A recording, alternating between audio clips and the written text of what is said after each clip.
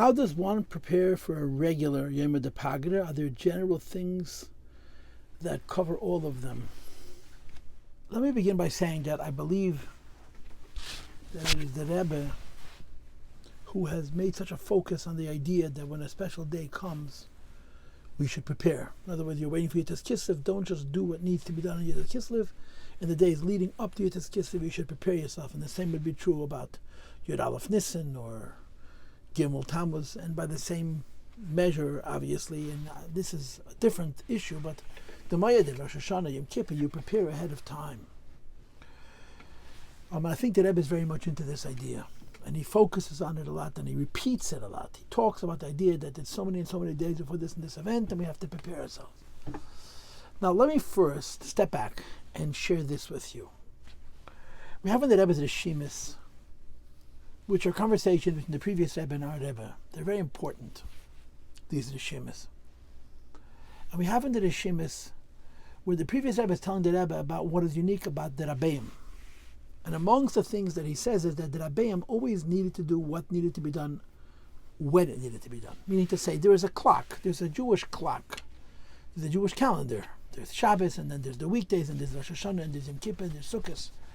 And of course, we do all the mitzvahs that are day appropriate, Zman Groma, and time appropriate, and situation appropriate, and so on. But spiritually, not every person is always ready for everything that comes down the pipe. Sometimes Simchas Torah comes and you're still holding by Yom Kippur. Sometimes, I don't know what, Simchas Torah finishes and you're still holding by Sukkot, and so on. And the reality of life is that for most people, most of the time, to be in the right frame of mind that Yiddishkeit expects spiritually, constantly, that whatever time and circumstance it is, I'm there and doing the avoid of that time, not just with my arms and legs, but with my mind, heart, and senses. I'm spiritually in tune and on time, is a great demand. And I highly doubt there's a lot of people who can meet that always. In other words, the idea that on Yom Kippur is Yom Kippur, and Rosh Hashanah is Rosh Hashanah, and Sukkot is Sukkot, and each Yom Tov, I'm completely there spiritually, and I finish with the previous Yom Tov when that time passed, and I'm completely immersed in this Yom Tov as this Yom Tov enters in, is an extraordinary state of being a tzaddik, really, being perfect and being on a schedule. To give you an illustration of this, which is just a bit of an illustration, we know stories about the Holy Baal Shem Tov, where he would pray Matzah Yom Kippur at the end of Yom Kippur, late into the night, extending Yom Kippur by many hours in some cases, to annul decrees and to do good things for the world and for the Jewish people and so forth. The Chabad Rabbeim had a policy, which was almost never broken, that they fasted 26 hours, not a minute more. Even if you give a Rebbe, a tzaddik like the Rabbeim, 5 more minutes of Yom Kippur, they could accomplish extraordinary things, but there was a philosophy that said, Yom Kippur kommt aus der Fasten 26 Shah, period. You fast 26 hours, conversation over. There's, of course, the famous exception to that rule, which was the year that the previous Rebbe passed away, which was 1949 to 1950, Tafshin Yud, where he came out very, very late to Mincha, and they couldn't finish on time. So, zu tun jeder Sach in seiner Zeit, to do every mitzvah and every spiritual experience, because every Yom Tov has a different theme, when it should be done based on the calendar is an extraordinary thing. And it's a very high level of tzaddik. The alternative to that is what you and I would call the Baal Tshuva. Baal Tshuva is not necessarily on a clock. A Baal Tshuva can have Yom Kippur in the middle of Tevis. Now, not that he's going to fast and wear white and not wear shoes, but the avoid of Yom Kippur, we're not always doing the right avoid on the right day. We're sometimes ahead, we're sometimes behind, sometimes it takes us too long. So, this is where the question of Machon, or preparation, comes in. The Rebbe, the Tzaddik, the Nasi Ador, everything is so precise and it's so bound up in time. So when Rosh Hashanah is coming, there's a preparation for Rosh Hashanah. When Yom Kippur is coming, the preparation for Yom Kippur. I would make an argument that specifically in Chabad, that was so about personal avodah, not every chassid prepared for every Yom Tov at the time that it was meant to be prepared for. It depends on who he was holding.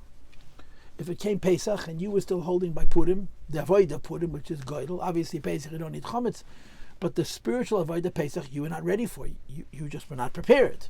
You were not ready to go into it. So I would make an argument that it would seem to me, I can't prove this to you, but it would seem to me that the idea that every time a Yom Tov comes, you're ready for that Yom Tov. And every time a Yom Tov comes, the reason you're ready for that Yom Tov is because you're making preparations, is a reflection of a very, very high level of in-tuneness and consistency in Avodas Hashem, which few people are holding by. Which, of course, brings us back to the question. Of all generations, the Rebbe would say again and again, our generation is the least worthy and precise, and yet the Rebbe speaks so much about Hachonis for Yomim Tovim, Hachonis for Yomim Miyuchadim, not just Yom Depagre, but for Yhartzeit and things of this sort. And my answer is, my humble opinion is, that the Rebbe appreciates that not only are we not able to keep the Yomim Tovim on time, we're not very likely to keep Yomim Tovim on our own time. Meaning, if you say that spiritually, not everybody has Yom Kippur on the 10th of Tishrei, it's conceivable that you're not ready for Yom Kippur until a month later, and then you have your Yom Kippur day, or whatever it is. I don't mean about the fasting, I mean about the tshuva. So you have Yom Kippur whenever you have it. You have Sukkot whenever you have it. It's the avodah of the Baal Tshuva. And then you have people who never have it. They don't have it on the right time, they don't have it at a later time because they're quite cold. And I think this is why the Rebbe made such a big deal about preparing for the Yom Depagre for us. So at least we should have the Yom Depagre on an actionable level, if not on a spiritual level. In other words, I in effect presented three levels. The first level is that Rabbeim and Nesiim were able to keep each Yom Tov, when the Yom Tov was meant to be kept on schedule with the whole full spiritual force, and obviously they prepared. Then there's the second level where you're not always ready on time and you keep a Yom Tov whenever you're spiritually there.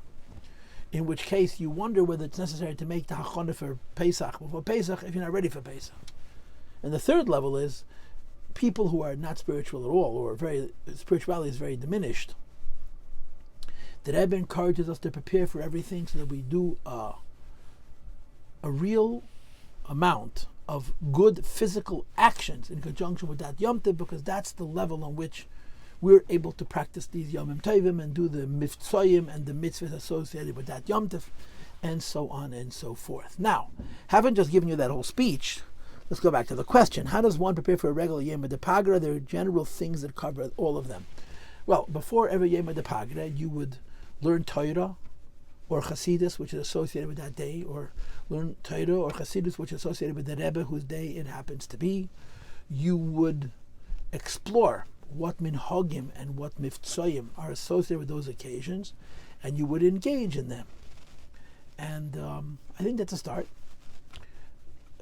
Beyond that, there is the spiritual idea of connecting yourself to the meaning of the day or the meaning of the person who is specifically associated with that day, but I'm assuming that those are already higher levels. So just those two ideas. In preparation for a Yom Tov, we should learn the Chassidus associated with that Yom Tov, and we should try and figure out what the minhagim are, and we should do them in a preparatory way, and we should prepare ourselves to keep those minhagim when the time comes.